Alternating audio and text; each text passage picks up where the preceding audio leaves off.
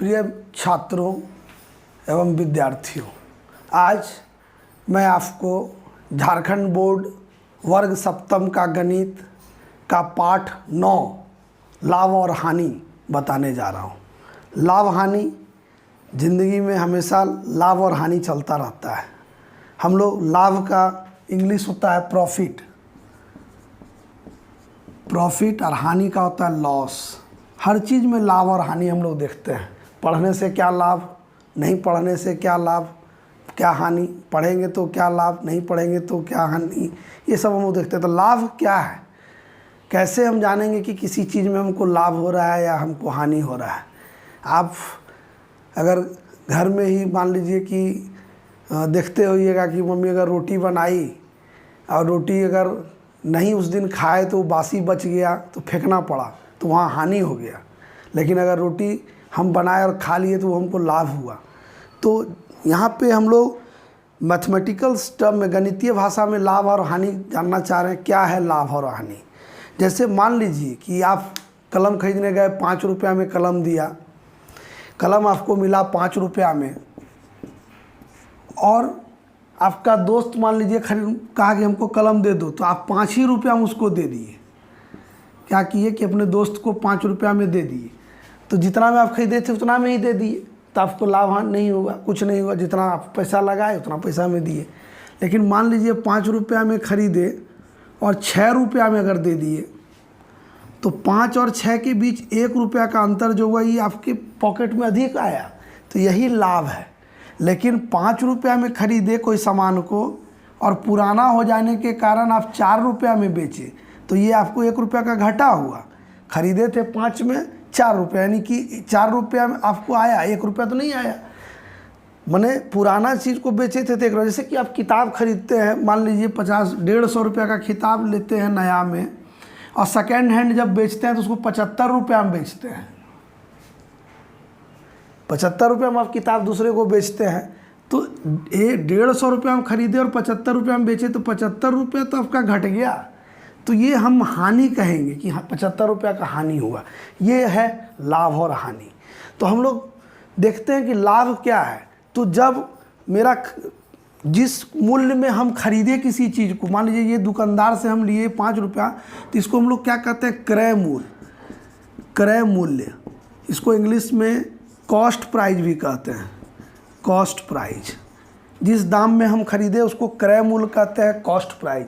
और जिस दाम में हम बेचे उसको हम कहते हैं विक्रय मूल्य। क्या कहते हैं? विक्रय मूल्य या सेलिंग प्राइस।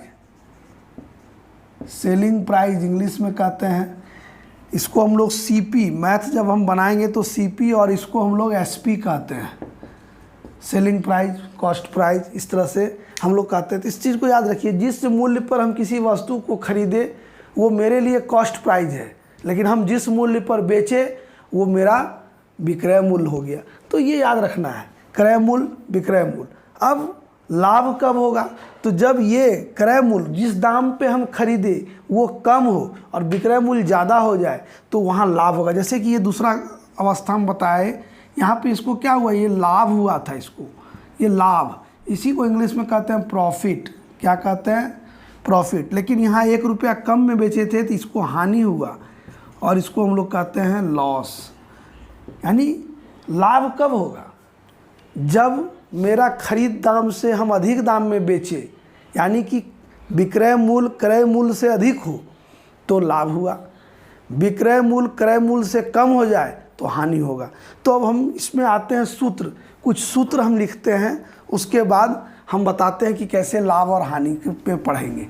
ठीक है, तो चलते हैं। पहला जब अवस्था हम लेते हैं कि जब क्रय मूल्य, ये देखिए हम पहला अवस्था लिए, जब क्रय मूल्य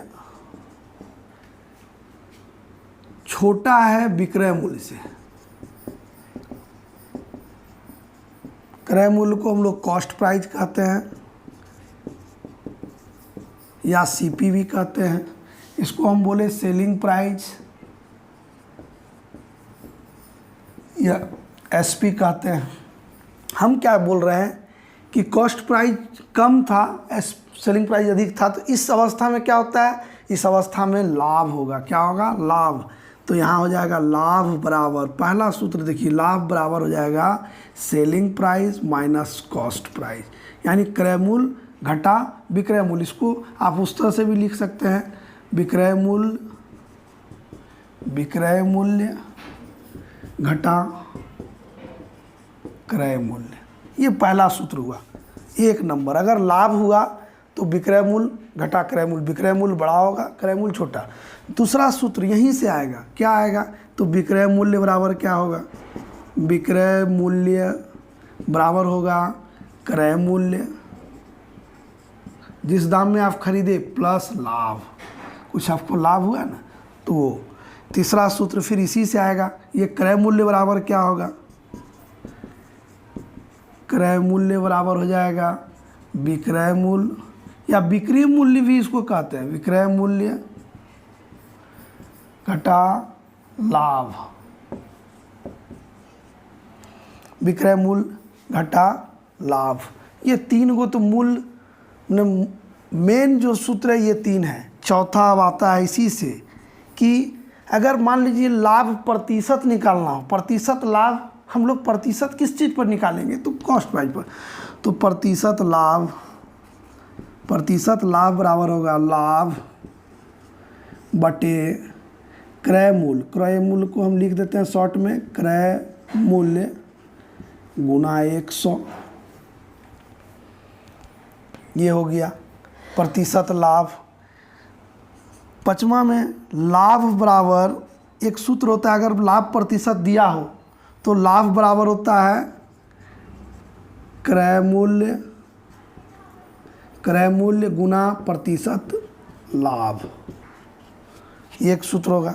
इसी पे अगर ये लाभ का सूत्र यहाँ रख देंगे, चाहे यहाँ रख देंगे, कहीं भी रख देंगे लाभ का सूत्र, तो फिर ये सूत्र जो है ये चेंज हो जाएगा। विक्रय मूल्य का मान जो है प्रतिशत लाभ जब दिया रहे, क्रय मूल्य दिया रहे, लाभ नहीं दिया है, प्रतिशत लाभ, तो उस समय हो जाएगा, देखिए ये सूत्र यहाँ बदल जाएगा, विक्रय मूल्य बराबर हो जाएगा क्रय मूल्य गुना 1 प्लस प्रतिशत लाभ बटे 100।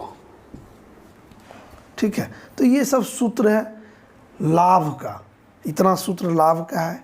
फिर हानि के लिए एक सूत्र और बनेगा, एक सूत्र और ये बन सकता है आपका कि क्रय मूल्य बराबर क्या होगा, अगर विक्रय मूल्य प्रतिशत दिया हुआ, ये भी लिख ही लीजिए,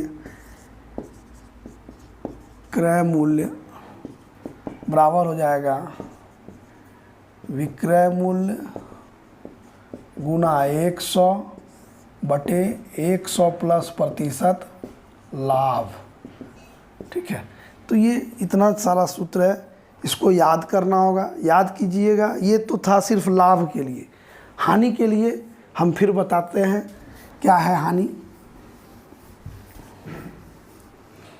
दूसरा अवस्था था जब क्रय मूल्य बड़ा हो विक्रय मूल्य से, यानी कि हम दिखाए थे कि अगर आप 5 रुपया में चीज़ को खरीदे और 4 रुपया में बेच दिए तो 1 रुपया आपको हानि हो रहा है, कम मिला, तो ये हानि था। इस अवस्था में हानि बराबर, पहला सूत्र हानि का है, हानि बराबर क्रय मूल्य घटा बिक्री मूल्य। ये समझ लिया, बिक्री मूल्य, ये दूसरा, इसी से ही दूसरा सूत्र निकल जाएगा। क्रय मूल्य अगर इधर कर दे, क्रय मूल्य बराबर हो जाएगा बिक्री मूल्य जोड़ हानि। तीसरा सूत्र इसी से निकल जाएगा, बिक्री मूल्य के लिए बिक्री मूल्य बराबर हो जाएगा क्रय मूल्य घटा हानि। चौथा सूत्र है प्रतिशत हानि। प्रतिशत हानि निकालने के लिए क्या हो जाएगा, तो हानि बटे क्रय मूल्य। कभी भी हम लोग विक्रय मूल्य पर प्रतिशत नहीं निकालते हैं, जब भी प्रतिशत निकलेगा क्रय मूल्य पे। ठीक है, 5वां सूत्र है हानि बराबर, अगर प्रतिशत हानि दिया तो हानि बराबर हो जाएगा क्रय मूल्य गुना प्रतिशत हानि। छठा सूत्र, अगर इस सूत्र को उधर रख दिए तो बिक्री मूल्य बराबर हो जाएगा बिक्री मूल्य बराबर हो जाएगा क्रय मूल्य गुना 1 माइनस प्रतिशत हानि बटे 100। सातवां सूत्र हो जाएगा क्रय मूल्य बराबर बिक्री मूल्य गुना 100 बटे 100 माइनस प्रतिशत हानि। अब तो नहीं लगता है कि कोई भी सूत्र छूटा है। तो इतना सारा यानी 7 दूना 14 15 गो सूत्र है। अगर आप इसको याद कर लेते हैं तो क्लास 10 तक, सिर्फ मैं 7 का बात नहीं कर रहा हूँ बच्चों, 7वां 8वां 9वां 10वां ये 4 साल तक का जितना सवाल होगा आप आराम से बना लीजिएगा। लाभ हानि अगर समझ गए आज तो आराम से बन जाएगा। इसलिए ये 14 सूत्र आप याद कर लीजिए, आपका बेड़ा पार लग जाएगा। धन्यवाद।